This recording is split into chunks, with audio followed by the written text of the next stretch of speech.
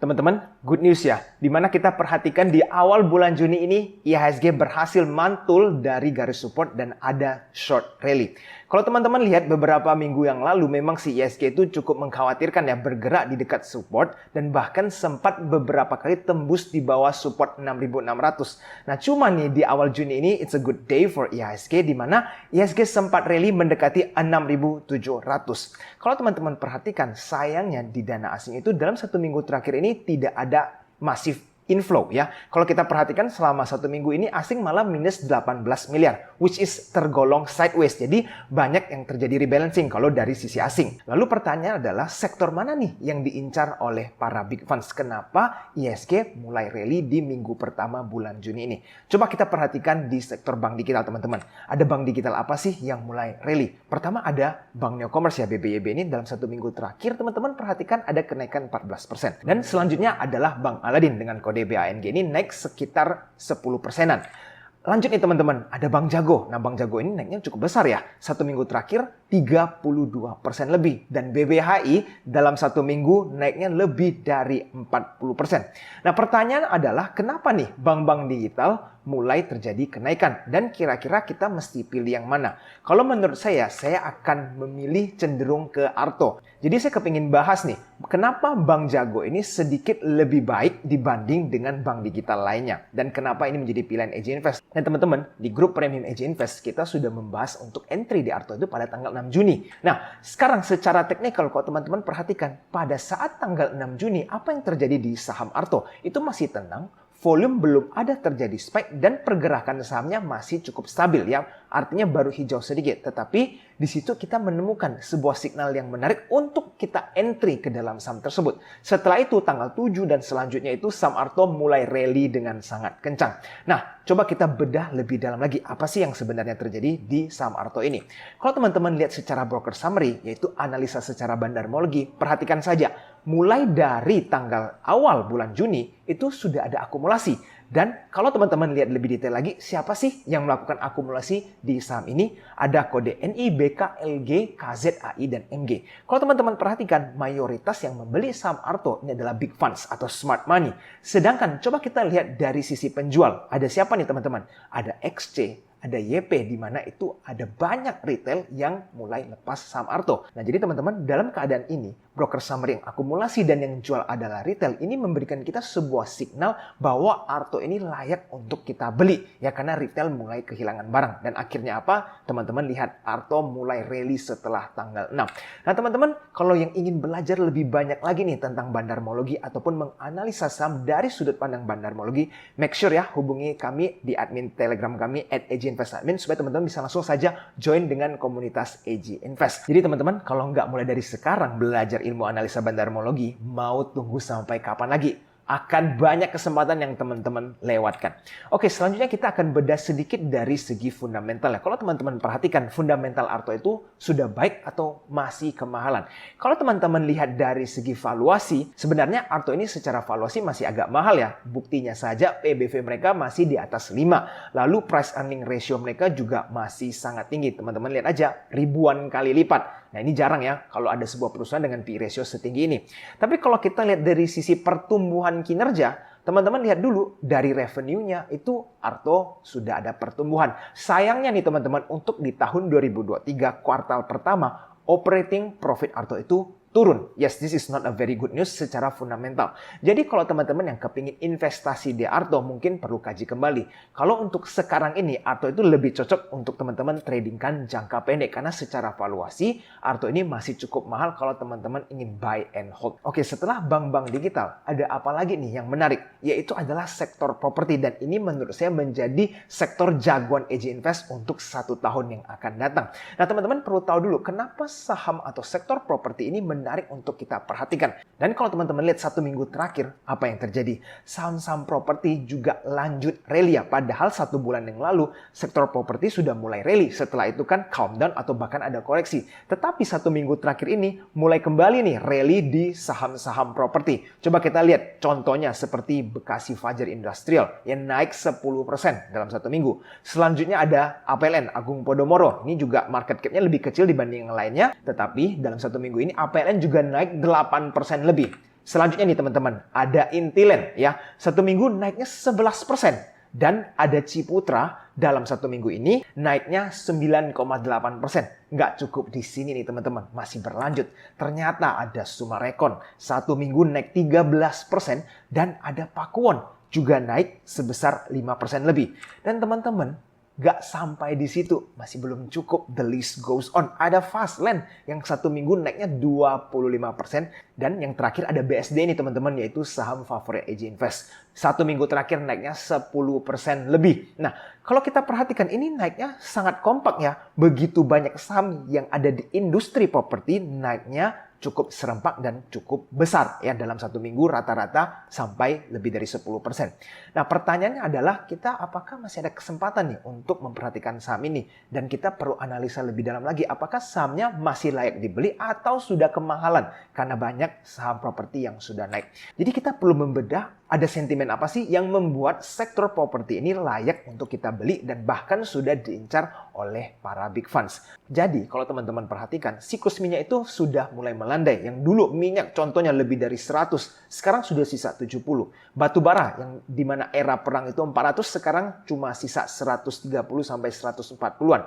Begitu juga dengan emas, udah sempat tembus XAU USD 2000 ke atas, sekarang udah di 19 lebih, dan beberapa komoditas lainnya. Contoh seperti gas dan juga amonia rata-rata mulai terjadi koreksi secara kompak. Dan teman-teman masih ingat ya, kalau misalkan sektor batu bara mulai terjadi koreksi, kemungkinan besar bahwa uang ini nanti akan diversifikasi nih investnya ke dalam properti. Dan ada banyak kebijakan baru ya untuk properti, di mana teman-teman bisa nanti research akan menguntungkan untuk sektor properti dalam 1 tahun yang akan datang ini. Selanjutnya nih teman-teman, selain komoditas, kita juga perhatikan bahwa angka inflasi di Indonesia itu mulai turun, tetapi suku bunga kita ini masih tinggi. Dan artinya ini apa? Dalam waktu 1 kuartal lagi atau 2 kuartal mungkin ke depan, bahwa BI itu akan mulai menurunkan suku bunga.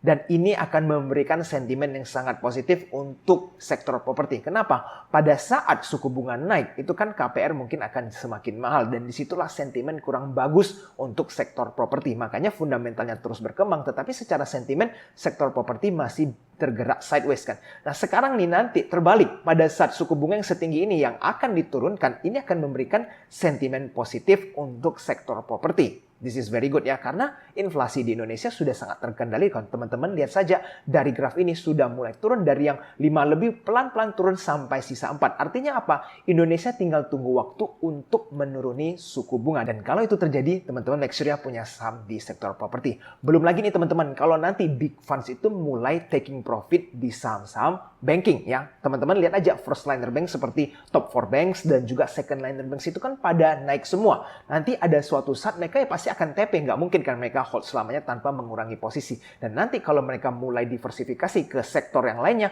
kemungkinan mereka akan incar properti karena pada saat masa penurunan suku bunga, sektor properti itu bisa diuntungkan. Oke teman-teman, selanjutnya kita akan membahas ya, ada kebijakan baru yang akan diintroduce lagi nih di dalam IHSG. Pertama, pada saat ARB yang sudah menjadi 15%, sekarang ada informasi baru lagi ya teman-teman, yaitu adalah pemantauan khusus tahap hybrid meluncur pada tanggal 12 Juni di tahun 2023, berarti di Senin ini. Nah ini maksudnya apa nih teman-teman? Jadi teman-teman harus ketahui dulu bahwa di saham kita di IHSG itu ada beberapa saham yang mempunyai notasi khusus. Contoh seperti ini, ada BME dan seterusnya. Nah kita bisa lihat nih, misalkan ada dapat notasi E, laporan keuangan terakhir menunjukkan ekuitas negatif. Nah ini ada beberapa saham yang teman-teman perhatikan, contohnya ya seperti GIA. Notasi khusus Gia ini adalah B, E, dan X. Jadi kalau teman-teman lihat B, E, dan X ini keterangan untuk sahamnya GIA, which is ada concern nih terhadap emiten tersebut. Dan ini tujuannya untuk melindungi retail-retail yang mungkin kurang informasi ya. Jadi kalau dapat notasi khusus, para retail itu bisa paham bahwa ada hal-hal yang perlu kita perhatikan sebelum membeli saham tersebut. Nah sekarang yang kita perlu tahu dengan informasi baru atau kebijakan baru di bursa adalah akan muncul daftar saham penghuni papan pemantauan khusus. Dan nanti teman-teman bisa lihat listnya, linknya ini akan saya cantumkan di kolom deskripsi di bawah.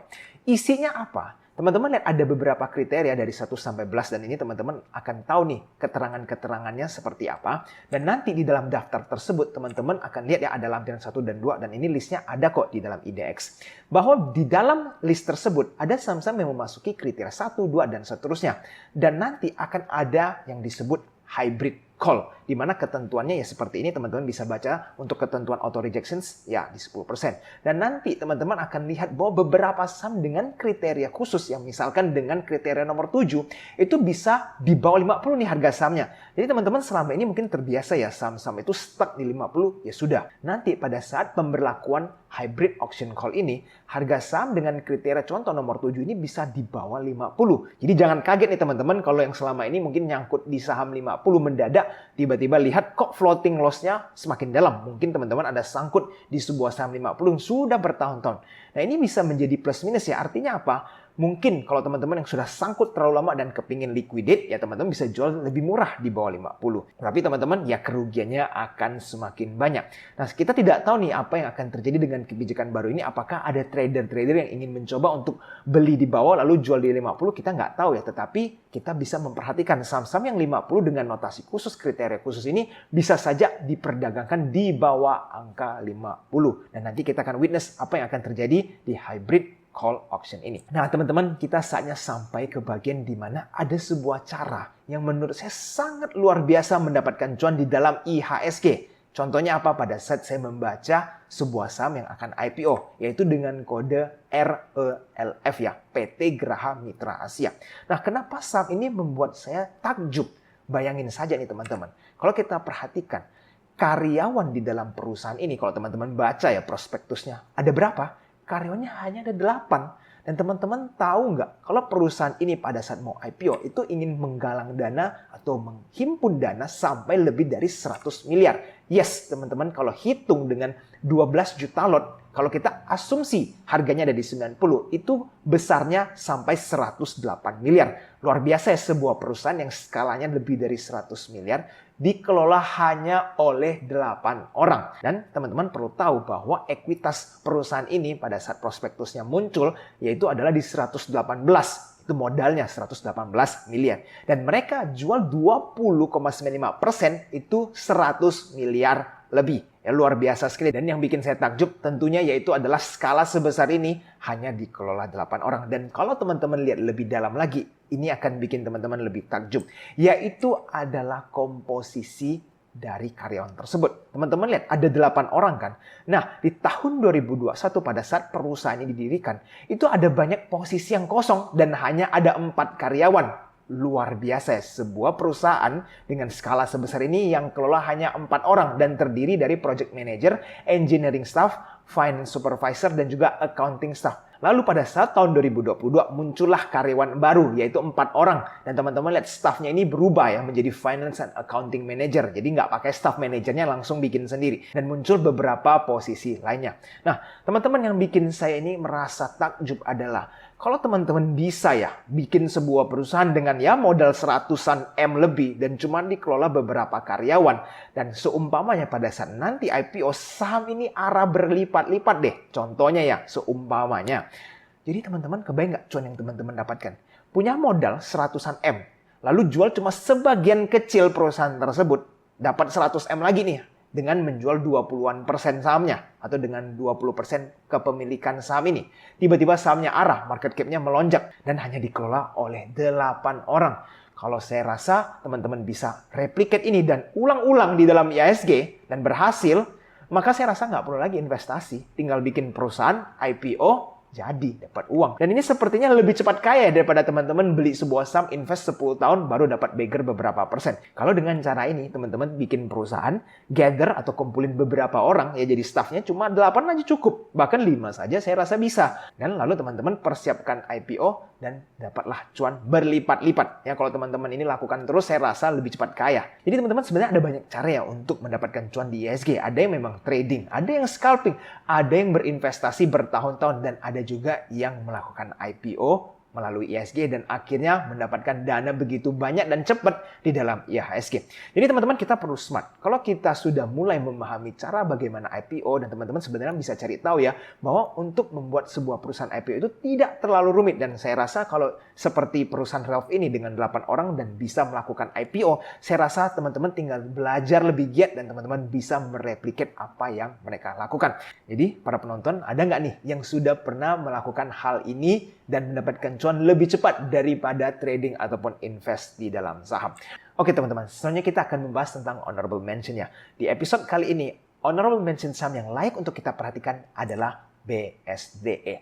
Kalau teman-teman lihat 1 tahun terakhir, BSDE ini sudah naik 28%. Yes, tetapi kalau kita lihat dalam 5 tahun terakhir, sebenarnya BSDE ini masih minus 28%. Artinya apa? Berarti masih ada kesempatan untuk teman-teman entry jika memang fundamentalnya, valuasinya masih masuk akal. Jadi kita langsung saja bedah fundamentalnya. Kalau kita perhatikan kuartal pertama, ya year on year, coba kita lihat ada pertumbuhan nggak sih di BSDE. Dari balance sheet-nya kita lihat bahwa equity-nya ada pertumbuhan. Dari tahun 2022, 36,2T menjadi 40,8T. Which is very, very good. Oke? Jadi teman-teman lihat dari income statement nih. Bagaimana dari segi income statement? Kalau kita perhatikan dari segi operating profit itu ada lonjakan yang cukup signifikan. Di mana tahun sebelumnya itu cuma 630 billion menjadi 1,1 triliun. Tembus 1 triliun. Dan teman-teman lihat, sebelumnya itu BSD belum sempat loh ya mempunyai profit 1 triliun. Kalau kita bandingkan dengan 5 tahun terakhir. Ingat kan kalau kita lihat dari segi graf, 5 tahun terakhir itu BSD masih minus dari segi harga sahamnya. Dan kalau teman-teman lihat dari segi net profit, itu hampir terjadi lonjakan 2 kali lipat. Dari yang 347 menjadi 884. So, kalau kita lihat dari balance sheet maupun dari income statement, everything is very good dari sisi performance. Nah, sekarang valuasi bagaimana? PBV-nya BSD ini 0,61. Kalau tadi teman-teman lihat Arto itu 5 kali lipat lebih, BSD ini di bawah 1 bahkan sampai 0,61. Tetapi kalau teman-teman perhatikan dari PE ratio-nya, itu BSD sekarang di 28 kali lipat dan ini terendah dibanding dengan tahun-tahun sebelumnya. Nah, kalau dari valuasi bagus, dari performance income statement bagus, dan juga dari balance sheet equity-nya terus bertumbuh, maka dengan harga sekarang pun sepertinya BSDE masih sangat undervalue karena banyak saham-saham yang lainnya ini PBV masih tinggi, PE ratio-nya masih tinggi, banyak juga yang masih koleksi. Dan BSDE ini semuanya bagus, jadi tidak ada red flags ya sejauh ini. Tapi teman-teman ingat ya, selalu melakukan your own research pada saat ingin membeli saham. Jangan sampai teman-teman menghaka saham ini tanpa melakukan research tambahan.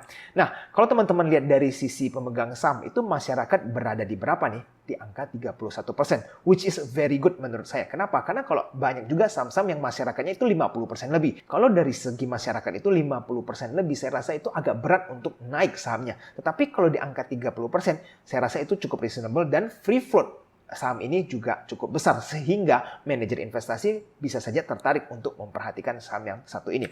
Dan teman-teman, kalau kita perhatikan dari broker sahamnya BSD seperti apa sih? Jadi saya tarik dari awal tahun ya, pada saat BSD memang sudah mulai rally 20% ke atas. Nah, kalau dari segi broker summary, teman-teman lihat memang ada akumulasi ya. Dan again, coba kita lihat yang beli ini siapa? Banyakan broker-broker non-retail. Sedangkan kalau kita lihat yang jualan siapa nih? Ada beberapa broker retail.